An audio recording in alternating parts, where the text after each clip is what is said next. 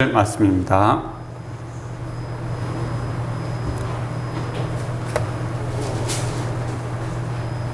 이에 보아스가 룻을 맞이하여 아내를 삼고 그에게 들어갔더니 여호와께서 그에게 임신하게 하여 하심으로 그가 아들을 낳은지라.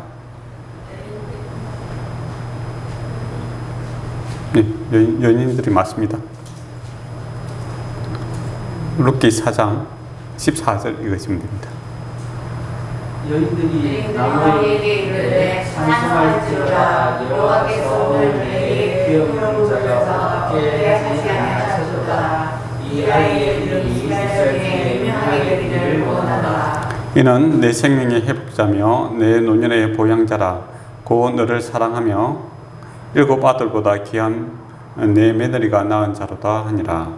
나무가 아기를 낳아 품에 고 그의 양육자가 하니. 같이 돌아가겠습니다. 그의 이웃 여인들이 그에게 이름을 지어주되 나오미에게 아들이 태어났다 하여 그의 이름을 오벳이라 하였는데 그는 다윗의 아버지 이새의 아버지였더라.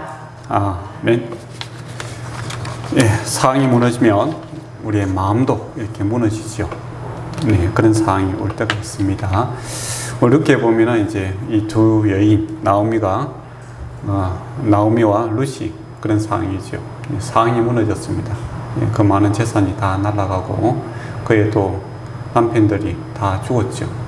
그리고 이제 나오미는 자기 고향으로 들어오고 룻은 이방 땅으로, 자기 입장에서 이방 땅이죠. 이방 땅에 들어옵니다. 이때 뭐 상황을 보면 낙심할 수밖에 없죠.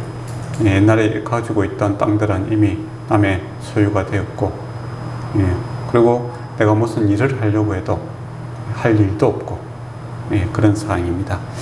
이때 이제 두 여인이 행하는 모습들을 보면 좀 차이가 있습니다. 나오미 같은 경우는 이제 좀 많이 힘들었던 것 같아요. 그래서 일단 하나님도 원망하죠. 내가 이렇게 된 것이 하나님 때문이다. 그렇게 이야기하고 또 자책도 하죠. 내가 왜 약속의 땅을 버리고 이방인 땅에 이렇게 갔을까?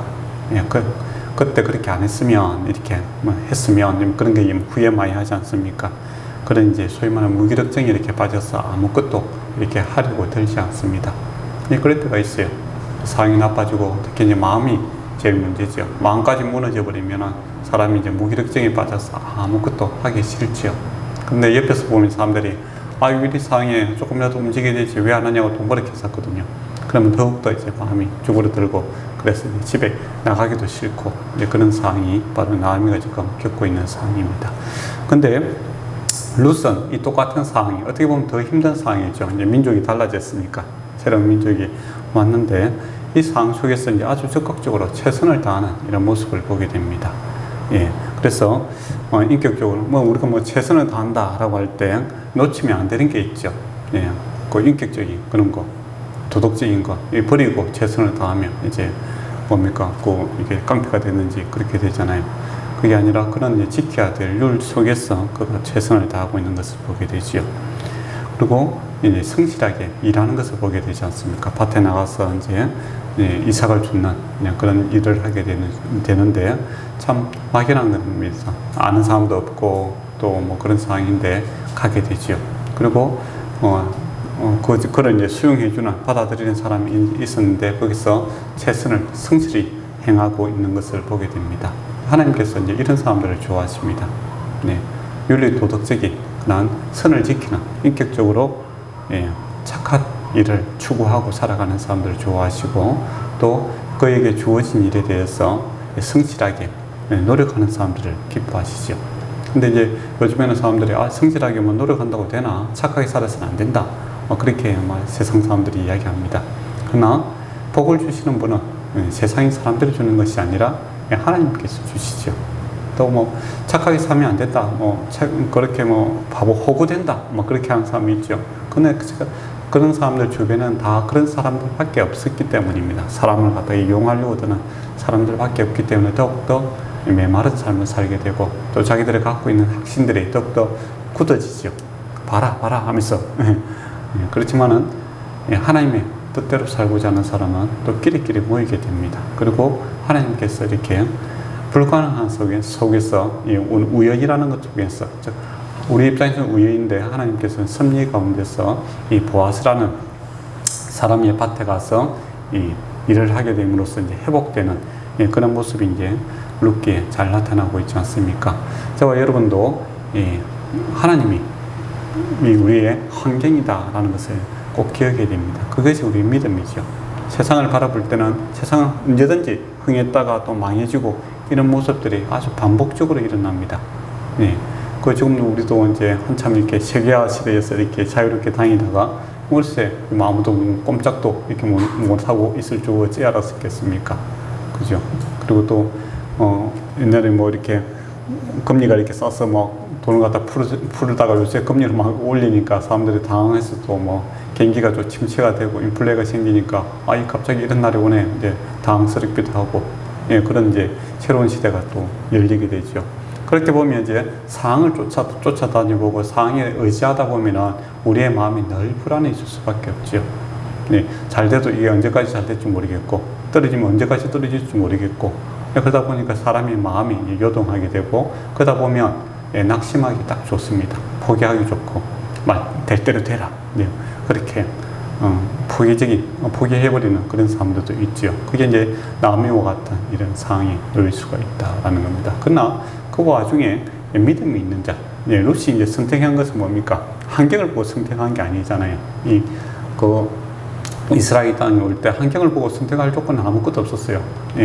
기업을 물을 자도 없었고, 또 자기 뭐 땅도 있는 것도 아니고, 어떻게 보면 큰 짐이죠. 나옴이라는 시어머니라는 큰 짐 외에는 없었습니다. 그러나 그에게 있어서 환경이다라는 것은 무엇입니까? 바로 믿음이었죠. 하나님이 나의 하나님이 되고, 또 이스라엘 백성이 나의 백성이 된다라는 이 믿음을 그의 환경으로, 여건으로 삼고 이 땅에 왔다라는 겁니다. 그래서 이 믿음이 지금 그 안에서 이제 마음속에서부터 역사하고 있는 것을 보게 됩니다.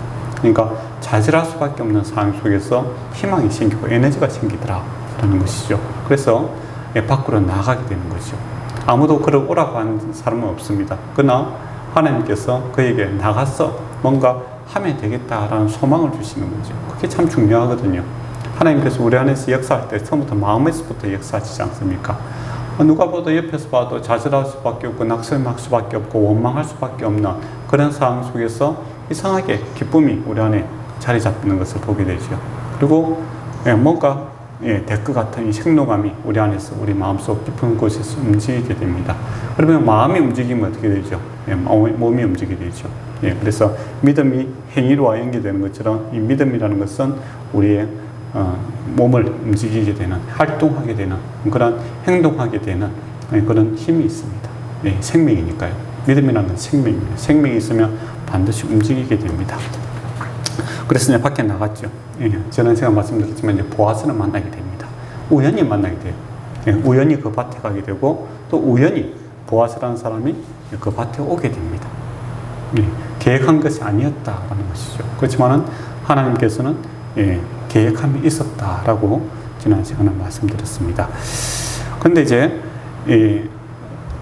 이 어두운 시대에 하나님께서 이제 남은 자가 있다라는 것을 이제 우리가 늘 생각해야 된다라는 것이죠. 이스라엘 땅이 오면 그렇게 다 친절한 사람들밖에 없는가? 아니죠. 우리가 사사시대라고 했지 않습니까? 다 자기 살고자 남을 죽이는 그런 악한 흑암과 같은 시대가 바로 사사시대입니다. 근데 그 가운데 남겨두신 자가 있더라라는 것이죠. 그래서 이제 세상 사람들도 이제 그렇게 이야기합니다. 세상 사람들은 다 악하고 다 죽어가고 윤리 도덕 또 주님 믿고 살아가는 거 이거 아무 소용이 없다. 그렇게 산다고 누가 알아주느냐? 그렇게 이야기하는 사람들도 있죠. 그러면 괜히 이렇게 친절을 베풀다가 어떻게 보면 호구되어서 더욱더 왕칭살이 되고 더욱더 안 된다. 그렇게 이야기하는 사람이 있죠. 그건 이제 죽은 자들의 이야기입니다. 그러나 강물을 거스르 올라가는 그런 살아있는 물고기도 항상 하나님께서 남겨주시더라라는 것이죠. 그래서 세상이 아무리 어두워도 하나님께서 남은 자들이 있습니다. 만약에 세상이 완전히 어두워진다면 이제 하나님께서 심판의 때가 오겠죠. 주님 오시던 뒤에서 세상이 끝나게 될 것입니다. 그러나 하나님께서 항상 남겨두신 자들을 통해서 하나님의 선한 일들을 이렇게 이루어 나가시는 것이죠. 그래서 이 보아스가 이 룻에게 누수에게 친절을 베푸게 되는 것을 보게 되죠. 그때 이제 우리가 한번 이제 우리가 다시 이렇게 돌아와서 이제 이걸 갖다가 한번 생각해 봤을 때 이제 어려운 사람들을 도와주는 방법이 어떤 게 있다고 했죠. 이삭을 주는 방법이 있다고 했습니다. 그들이 마음이 상하지 않도록 그 밭에 가서 떨어진 이삭을 주는 그런 것이 이제 구제하는 방법이라고 했죠. 근데 그게 뭐 다 법은 그렇게 돼 있어도 실제로 그렇게 돼 그렇게 허용해 준 사람이 그렇게 많지 않았습니다. 근데 보아스가 이제 그렇게 해주고 있었죠. 그리고 법으로는 3년마다 들어오는 11조를 가지고 이제 가부라든지 고아라든지 나그네들에게서 도와주는 그런 게 있었죠. 근데 그게 이제 잘 형편이 그렇게 잘 안 돌아가는 겁니다. 법 따로 형편 따로 이렇게 가는 거죠. 그러니까 어려운 상황이었습니다. 그렇지만은 보아스가 이제 꾸준히 그 주변에 있는 자기 주변에 있는 어려운 사람들을 돌보는 그러한 역할을 계속해 나가고 있더라라는 겁니다. 네. 그러면 보아스는 무슨 힘이 있어서 그렇게 했는가라는 것입니다. 하나님께서 그의 이름이 뭡니까? 능력 아닙니까? 능력을 주심으로 하나님께서 주신 능력 안에서 기뻐하는 자가 보아스라는 뜻 아닙니까? 그러니까 하나님께서 주신 능력으로 하나님의 기쁨이 되고 사람에게 기쁨을 베푸는 축복의 통로라고 할 수 있겠죠. 요즘 표현대로 하면 그런 역할을 계속 해나가고 있더라라는 겁니다. 그러면 상식적으로 망해야 되지 않겠습니까? 지출이 많아지고 많이 풀어버리면 내가 뭐 먹고 사나 그렇게 되죠. 그러나 하늘의 통로라는 것은 풍성함을 전제를 하고 있습니다. 하나님의 풍성함을 나눌 때 이 축복의 통로가 점점 좁아지는 것이 아니라 넓어지는 것들을 우리가 경험하게 있는 거죠. 그래서 보아스도 이제 그런 것들을 경험하며 맛보며 하나님께서 주신 능력으로 기뻐하는 그런 삶을 살고 있는 사람이 이 보아스다라는 것이죠. 저와 여러분도 이제 그런 축복의 통로가 된다라고 했을 때 내가 막 쌓아두는 자가 아니라 하나님께서 하늘 창고를 열심으로 하늘의 좋은 것과 땅의 좋은 것들을 나눌 수 있는 그런 축복의 통로가 점점 넓어지고 참 나의 힘으로 살아가는 것이 아니라 참 주님의 능력으로 내가 살아가고 있다라는 것들을 고백할 수 있고 이게 지속성 있게 해나갈 수 있는 그런 복이 참으로 귀한 복이다 이제 그런 생각이 듭니다. 그런 복들을 이제 추구했으면 좋겠어요. 그러나 이미 저와 여러분은 예수님을 주로 그리스도를 믿음으로 인하여 주님께서 그와 같은 보아스 역할을 우리에게 해주고 있다라는 것도 이제 깊이 감사할 일이죠. 그리고 이제 친족이라 이제 그런 말을 이제 했습니다. 친족이다라고 했을 때 이제 기업 물을 자의 이제 그 역할이 있습니다. 만약에 이스라엘 사회에서 완전히 어떤 사람이 원래 토지가 있잖아요. 그걸 이제 팔아버리고 또 이렇게 또 가정에 대를 이을 사람이 없고 완전히 망하게 되는 거죠.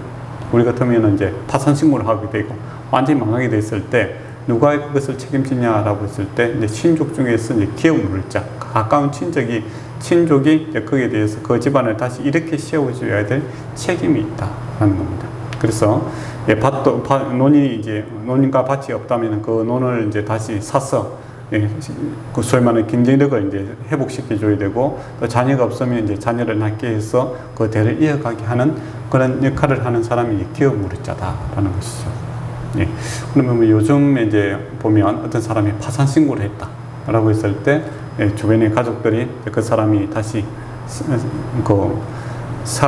살아갈 수 있도록 이제 그 빚을 탕감해주고 다시 또 생활권을 회복해주고 또 자녀들을 교육을 시켜주고 이제 그런 역할을 해야 될 것이 이제 가족의 책임이었다라는 겁니다. 그래서 가끔 이제 이렇게 경기가 확 침체가 되고 빚이 이제 가정에 빚이 많고 그러면 국가에서도 한 번씩 그런 일을 하지 않습니까? 빚을 탕감해주자 그런 이제 이야기들을 합니다. 그럼 이제 반대적으로 노는 사람들이 뭡니까? 그러면 도덕적인 해이주의가 그래 빠질 수 있다. 뭐 자기 마음대로 이제 돈을 팍팍 쓰고 있다가 자기 마음 그러다가 완전히 도산되는데 그것도 국가에서 다 이게 무료를 해주면 무효화해주면은 그 사람이 도덕적으로 다음에 또 책임감 있는 그런 행동을 하겠는가? 그렇게 해서는 안 된다. 그렇게 이야기를 하고 있죠. 여러분도 이제 그런 마음이 두 가지 마음이 있을 것 같아요. 만약에 내 주변에 내 가족 주변에 또 여러분의 가족 주변에 어떤 사람이 뭐 성실하게 살다가 뭐 이렇게 망했으면 좀 그래도 한 번 더 열심히 해보자라고 하지만은 쉽게 또 뭐 나의 재정을 풀어서 그 사람을 회복시키기 일이 쉽지는 않잖아요. 근데 만약에 이 사람이 열심히 일하는 것도 아니고 진짜 뭐 사치스럽게 이렇게 확 살다가 그냥 뻘떡 망했어요. 근데 그 사람을 다시 회복시켜주자라고 하면 어떤 마음이 되겠습니까? 다음에 도와주면 또 그렇게 해서 또 해를 입히지 않겠는가? 예, 그래서 안 된다. 네, 그렇게 하는 사람도 있겠죠. 예, 그때 여러분 어떻게 해야 되겠습니까? 참, 그래서 친절을 베풀 때 이제 나이가 들면 들수록 어떤 마음이 생기냐면 이 친절이 나에게 그 사람이 해가 되고 또 우리 사회에 해가 되지 않을까, 그런 생각이 많이 듭니다. 또 친절을 베푸는데 의외로 나는 선을 행했는데 악으로 갚는 그런 경우도 많이 경험하기 때문에 우리가 섣불리 뭔가를 이제 선을 행하기가 참 두렵다, 그런 생각이 들죠. 그건 동시에 또 나의 책임을 좀 이제 회피하고 싶은 그런 보호 본능도 있을 수가 있습니다. 예. 예. 그런데 사실은 그래요. 선을 행하고 이렇게 좋은 것을 했을 때 감사하다라고 하는 사람들은 열에 한 명 정도가 될 수가 있습니다. 그러나 하나님께서는 그 한 명을 위해서 많은 것을 허비하시더라라는 것이 하나님의 방법이죠. 네. 그래서 만약에 우리가 이제 선을 행하는데 어떤 선을 행하고 그 사람을 이제 우리가 이제 사회복지도 그렇잖아요. 여러분이 또 우리 또 교회에서 이렇게 뭔가를 구제 사업이라든지 뭔가를 할 때 그 우리가 뭔가를 했는데 이 사람들이 뭐 이걸 통해서 감사라든지 또 삶이 완전히 회복되었다, 이런 소리는 거의 잘 못 듣습니다. 어떻게 보면 좀 원망이 또 들어오기도 하고 또 그 일을 통해서 또 이권을 챙기고 싶은 사람들도 있어요. 만약에 이제 우물을 판다라고 했을 때 한 200만 원 든다라고 했는데 아싸 잘 됐다, 교회에서 한다니까 막 한 400불로 갖고 이번 기회에 좀 그렇게 하겠다라는 사람들도 반드시 생깁니다. 그러다 보면 이제 우리가 선을 행할 때 마음이 많이 무너지죠. 우리 이런 의도로 한 것이 아닌데 이 사람의 개인적인 그 유익을 위해서 이렇게 나를 이용하는구나, 그런 생각이 들죠. 그러면 다시는 안 해야 되지, 그런 마음도 생기게 되죠. 사람이란 게. 그렇지만은 그 10명 중에 한 명이 회복되는 일들이 있습니다. 그렇게 새 마음을 품고 일어나는 경우가 있죠. 예, 예수님도 그런 일이 있지 않습니까? 10명의 문둥병자를 갖다가 이렇게 회복시켜 주었죠. 근데 감사하다가 돌아온 사람은 뭡니까? 한 명 아닙니까? 그러니까 우리가 선을 행하든지 어떤 뭔가를 하나님의 말씀대로 살아가고 또 말씀을 행했을 때 그것을 받고 돌이켜서 완전히 회복되는 사람은 10명 중에 한 명이 될까 말까 할 수도 있다라는 것이죠. 그래 보면 이제 우리가 논리적으로, 산술적으로 생각하면, 이성적으로 생각하면 허무한 일이죠. 그렇지만은 주님께서는 그렇게 계산하지 않습니다. 한 영혼이 천하보다 귀하다, 그렇게 계산하시죠. 그래서 여러 가지 이렇게 허비되는 것이 있지만은 그 중에 한 사람이 회복된다면 주님께서는 아깝지 않다, 그렇게 생각하는 것이죠. 네. 그래서 우리가 이제 그런 이야기가 있더라고요. 얼마 전에요. 미국에서 카인드 친절이라는 책을 쓴 사람이 있는데 그거 말고 이제 기사에 보니까 어떤 사람이 이제 그 식당에 갔는데 녹수자가 있는 거예요. 그래서 녹수자 돈이 없으니까, 근데 이 사람이 참 친절하게 내가 오늘 당신에게 아침을 좀 대접해도 되겠느니까 그렇게 물어보고, 그래 좋다니까 이제 그 음식을 이제 대접해주고 왔다고 합니다. 근데 그 사람이 빠르게 가서 이렇게 계산서에 메모를 했는데, 내가 오늘 사실은 내가 죽으려고 했는데 당신 때문에 내가 다시 살아갈 용기를 내었다, 그런 이제 메모를 주더라고요. 그런 이제 다 그런 건 아니겠죠. 어떤 사람은 죽으면 그냥 감사하다 말도 안 하고, 어떤 경우 또 땡깡을 부리는 경우도 있고, 또 쓰러진 사람 이제 집에다 데려줬더니 나중에 엉뚱한 소리 하는 경우도 있고, 옛날부터 그랬죠. 물에 빠진 사람 건져줬더니 보따리를 나가라, 그런 게 옛날부터 있었지 않습니까? 그러다 보니까 사람들의 마음이 계속 위축되고 선을 행하는 것에 대해서 계속 멀리하게 되는 그런 것이 사회적인 분위기입니다. 그렇지만은 그 가운데 10명 중에 한 명이 다시 살아갈 힘을 얻게 되고 다시 일어나게 되고 다시 회복되는 것을 주님께서는 정말 기뻐하시는 것이죠. 거기서 허비하신다라는 것이 나타납니다. 그래서 선을 행하는 것, 이거는 허비하는 요소가 아주 강합니다. 그러면 그래도 우리가 할 수 있을까, 그런 생각이 들겠지요. 그런데 이미 하나님께서 그렇게 우리에게 하셨다라는 겁니다. 저와 여러분을 살리기 위해서 누굴 허비했습니까? 독생자 예수 그리스도를 허비하셨죠. 이 독생자다라는 것은 귀하다라는 것의 끝장판이죠. 예. 하나밖에 없다라는 것도 있지만은 그만큼 귀한, 예. 어느 누구와도 바꿀 수 없는 그 독생자 예수 그리스도를, 예. 나와 또 여러분, 나를 위해서, 네, 여러분을 위해서, 예. 피 흘려 십자가에 매달았지 않습니까? 엄청난 희생이죠. 허비입니다. 네, 목숨까지 다 바쳤고 하늘 영광을 다 버리는, 예, 그런 허비와 희생이 있었다라는 겁니다. 헌신이라고 하죠. 그런데 그것을 알아주는 사람이 몇이나 될까? 이렇게 따져보면 몇이나 되겠습니까? 이 땅에 예수 믿는 사람이 그렇게 많습니까? 또 예수 믿는다고 한들 하나님께 진정으로 감사하고 살아가는 사람이 얼마나 있습니까? 저와 여러분은 늘 하나님께 감사하고 살아갑니까? 아니면 조그마한 불편이 있으면 원망 불평하고 살아갑니까? 그렇게 물어보면 우리가 참, 예, 도덕적 해주의자다라고 해도, 예, 할 말이 없을 것 같아요. 근데 남에 대해서 우리는 쉽게 그런 도덕적 해주의가 일어날까 싶어서 오늘 행하는 데 있어서 머뭇하지요. 그래서 쉽게 마음을 열지 않고 뭔가 우리에게 있는 것을 주력을 들지 않습니다. 예, 여러 가지 합리적인 이유를 대지요. 들어보면 다 합리적인 이유가 있습니다. 그러나, 예, 주님께서 만약에 그런 식으로 계산했다면 이 땅에, 예, 구원받을 자가 아무도 없겠죠. 만약에 내가 이 독생자 예수 그리스도를 십자가에 매달고, 예, 죄를 대신 갚아주었는데 감사한 사람은 내가, 계속 감사하는 사람은, 그리고 죽기까지 열심히, 예, 헌신하는 사람은 내가 구원하겠다라고 하면 이미 우리는 다 탈락할 수도 있습니다. 그렇지 않습니까? 우리가 예수 믿고 큰 은혜를 경험했다라고 하지만 원망 불평하며 살아갈 때가 얼마나 많으며 또 하나님께 아쉬움을 이야기할 때가 얼마나 많습니까? 네, 그저 기도하면 되는데 기도하지도 아니하고 원망 불평하고 한탄하고 낙심하고 좌절할 때가 얼마나 많습니까? 그렇다면 우리가 이미 도덕적 해유주의에 빠진 자다라고 해도 할 말이 없는 것이죠. 그렇지만은 주님께서는 끊임없이 이 보아스와 같은, 예, 그런 사람들을 통해서 다시 우리의 마음과 우리의 삶을 다시 회복시키지 않습니까? 그게 지금 이제 성령께서 우리에게 와 계시는 거고 또 성령의 사람들을 통해서 주님께서는 끊임없이, 예, 허비하고 헌신하고 있음으로 우리가 살아가고 있다라는 겁니다. 그래서 선을 행할 때, 예, 낙심하지 말아야 된다라는 것이 하나님의 가르침이시죠. 그러면 낙심하지 않으려면 어떻게 해야 되는가? 결과 위주로 생각하지 마시기 바랍니다. 예, 선을 행하고 결과 위주로 생각하면 반드시 낙심합니다. 그거는 저와 여러분이 자녀를 봐도 그렇잖아요. 얼마나 헌신적으로 가르치고 또 노력하고 합니까? 그런데, 예, 결과는 어떻습니까? 감사하고 또 부모에게 잘하겠다 그런 사람들이 효자효녀가 참 적지 않습니까? 부모의 노력에 비해서 자녀의 결과들은 항상 적습니다.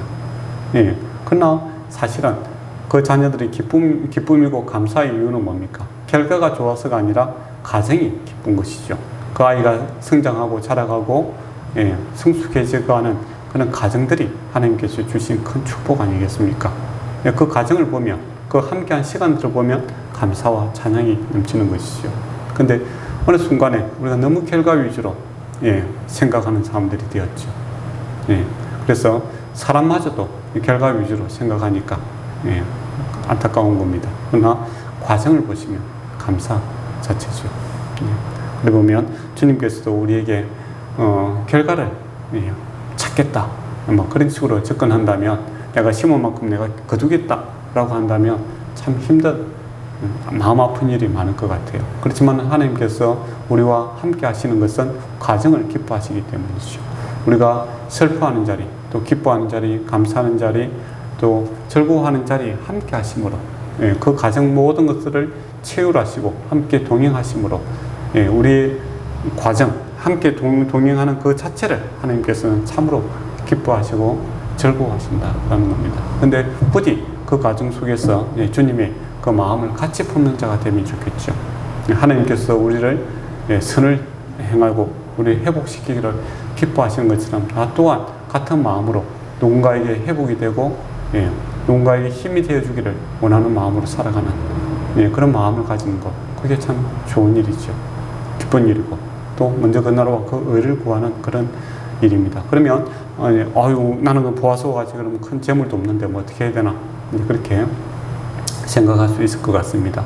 그러나 주님께서 우리에게 요구하시는 것은 뭐 집을 팔아라, 뭐 차를 팔아라, 그런 게 아니잖아요. 바로 친절입니다. 친절. 예, 보아스가 와서 제일 먼저 하는 것은 친절이었죠. 이 여인이 누군가 이렇게 알아보는 친절.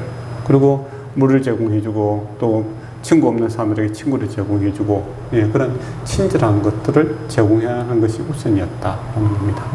예, 그래서 지극히 작은 자에게, 예, 냉수 한 그릇 떠주는 거, 이거 친절 아닙니까? 큰 물질적 보상을 주는 것이 아니라 친절한 그것을 통해서, 예, 사람을 바꾸어 가신다라는 것이죠. 근데 현대에는 이제 사람들이 이제 너무 이렇게 물질주의로 살아가다 보니까 친절한 뭐 마음은 이런 것은 뭐 별 가치를 안 두려고 들어요.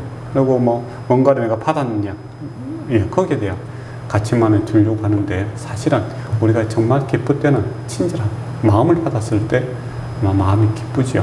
그럼 선물도 그렇잖아요. 선물에 뭐 이 가격이 얼마냐 이게 아니라, 하긴 뭐 요즘에는 뭐 꽃도 이렇게 돈으로 싸서 주는 그런 세상이니까 뭐 가격 뭐든지 가격으로 다 하려고 하는데, 사실은 마음이잖아요. 네, 한번 웃어주는 거, 또 한번 좋은 말 해주는 거, 예, 그거 누구나 다 할 수 있는 거 아닙니까? 예, 그것들을 통해서 사람들의 마음과 생각이 다시 회복되는 겁니다. 그래서 이 룻이 일하러 나왔는데, 어떻게 보면 이 보아스의 따뜻한 말이 그 두려움을 없앴겠지요. 다른 데 가지 말고 이 밭에 있어라 라는 말. 그리고 그 남자들이 이제 두려울 수가 있잖아요. 이 여인에 대해서 손대지 말아라, 이렇게. 또 다른 여인들이 왕따 시킬 수가 있잖아요. 당신은 모압 사람이고 우리는 이스라엘 사람이다 라고 했을 때 이 여인들과 함께 어울려 있어라 라는 이 말들로 인해서 그 삶이 회복되고 계속적인 그 일을 살아갈 수 있는 의미를 발견할 수 있다라는 겁니다. 그래서 우리의 입술이 먼저 회복되어야 되겠다라는 생각이 들어요. 입술이 회복되려면 우리의 마음이 회복되어야겠죠. 주님께서 우리에게 끊임없이 친절을 베푸지 않습니까? 너는 내 것이다 라고 이야기하시고, 사랑하는 내 아들아 이렇게 고백하시고 또 불러주시고, 그런 것들에 대해서 우리가 주님의 음성을 들음으로써 우리의 입술이 주님의 입술을 담아가야 되겠죠.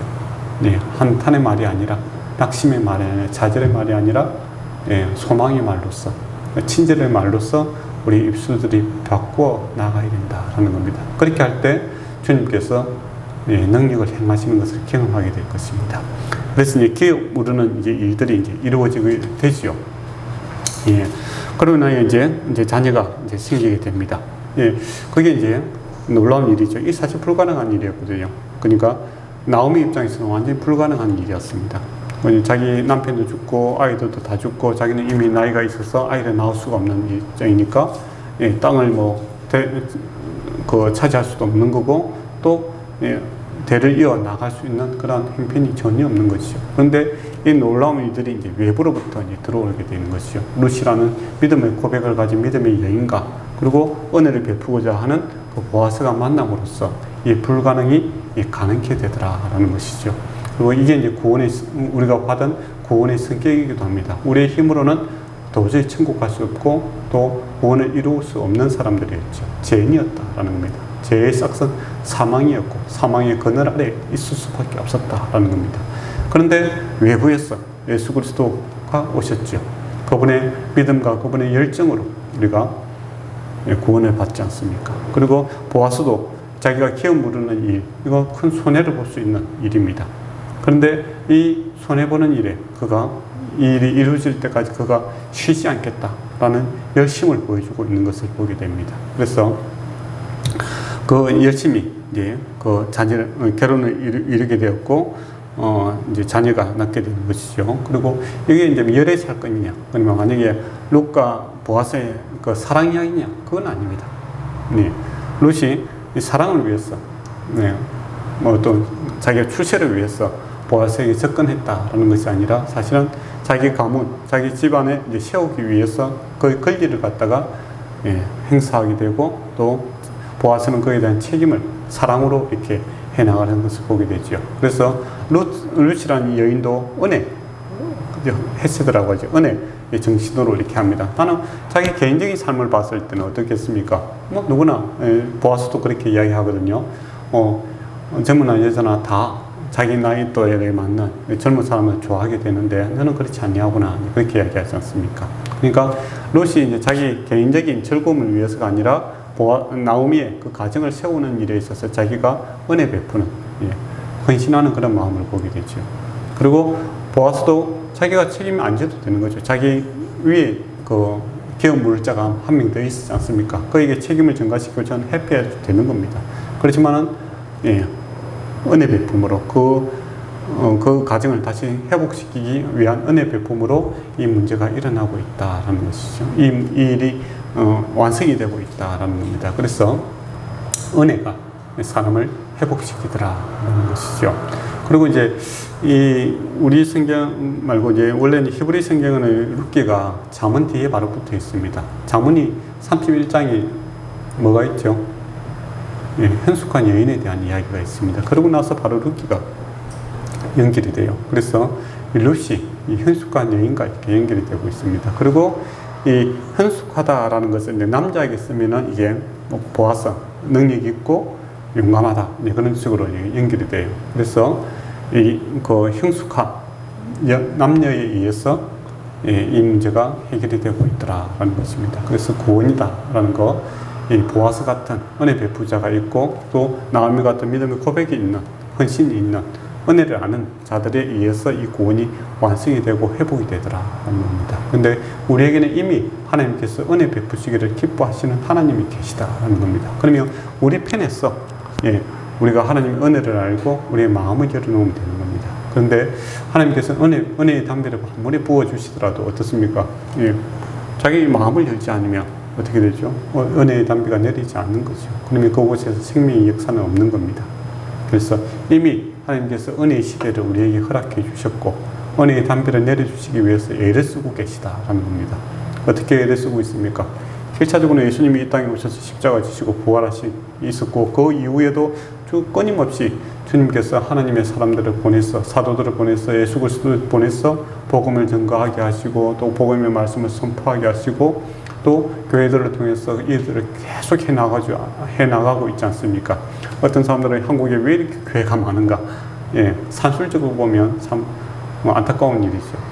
경제적으로 보면 이건 안타까운 일입니다. 그러나 하나님께서는 허비하고 계시는 것이죠.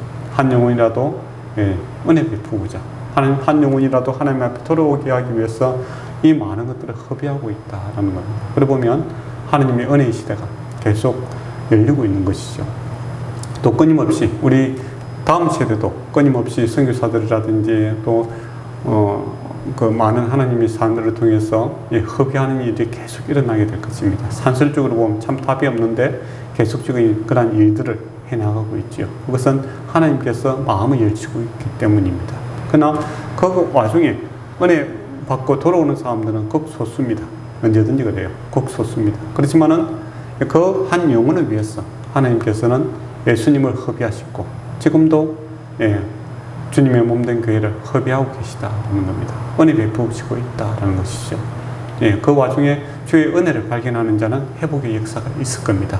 그래서 나오미가 이제 아이를 낳았다라고 이야기를 하죠. 얼마나 놀라운 일입니까? 그래서 룻이 아이를 낳았다는 것이 아니라 나오미가 낳았다. 그렇게 되고 그 이름을 지어주는데 원래는 이제 아버지가 이렇게 이름을 지어주잖아요. 가족이 지어주는 것이 아니라 이웃들이 이제 그 이름을 지어주는 것을 보게 됩니다. 그는 오벳이다라고 하죠. 오벳은 이제 섬김이다라는 것이죠. 그러니까 나오미를 섬기게 되는 그런 것을 의미를 하고 되는 겁니다. 나오미가 이제 어떻게 보면 자녀가 없으므로 후손이 없으므로 노후가 이제 완전히 끊기게 되는데 주위 사람들이 오벳 섬김이다. 즉 너는 섬김의 선물을 받았다라는 것이죠. 그래서 그의 노후가 이렇게 해결이 되고 있는 것을 보게 됩니다. 그래서 이 은혜로 하나님의 섬김으로 하나님의 사람들의 섬김으로 이 나오미가 이 낙심하고 좌절했던 아무것도 못했던 그 사람이 이제 회복됐으니 기쁨이 이렇게 회복되는 것을 보게 되지 않습니까? 저와 여러분도 그렇죠. 어떻게 보면 상황 속에 몰리게 되고 코너에 몰리게 되면 다 나오미 같이 아무것도 못하게 됩니다. 우리가 기도하면 된다라고 하지만 기도할 힘도 없는 것이죠. 그렇지만은 은혜 베푸는 룻이라는 믿음의 사람이 옆에 있고 또 보아스라는 은혜 베푸고자 하는 자가 있고 그들의 결과로 인하여 섬김이 오벳이 생기게 됨으로써 그의 모든 문제가, 그의 기쁨이 이제 다시 회복되는 것이죠. 그것처럼 하나님께서 저와 여러분을 갖다가 여전히 섬기고 있습니다. 네, 믿음의 사람들을 우리에게 붙여주시고, 믿음의 동료들을 또 붙여주시고, 또 근본적으로 하나님께서 우리에게 은혜를 베푸심으로 우리의 모든 염려 걱정이 해결될 것입니다. 하나님의 섬김으로 우리의 마음이 다시 기쁨이 회복되기를 축원합니다. 네, 기도하도록 하겠습니다. 아버지 하나님, 우리가 행한 것으로 또 우리의 능력으로 우리의 기쁨을 회복할 수 없는 그런 무기력함과 무지함 가운데 살아갈 때가 많습니다. 다시 주님께서 은혜의 담비를 내려주심으로 우리 마음에 다시 기쁨을 회복시켜 주시옵소서. 그리고 또한 주님의 섬김과 주님의 헌신과 은혜로 우리가 다시 일어나기를 원하며 주님의 나라를 위해서 달려갈 수 있는 그런 자 되기를 원합니다. 또 하나님께 무한한 은혜를 받았기에 은혜 베풀고 다른 사람의 친절을 베풀 수 있는 입술이 되기를 원하며 마음이 되기를 원합니다. 그러나여 우리 삶이 따뜻해지는 그런 삶이 될 수 있도록 주께서 복의 복을 다하여 주시옵소서. 예수님 이름으로 기도드리옵나이다. 아멘. 찬송가 300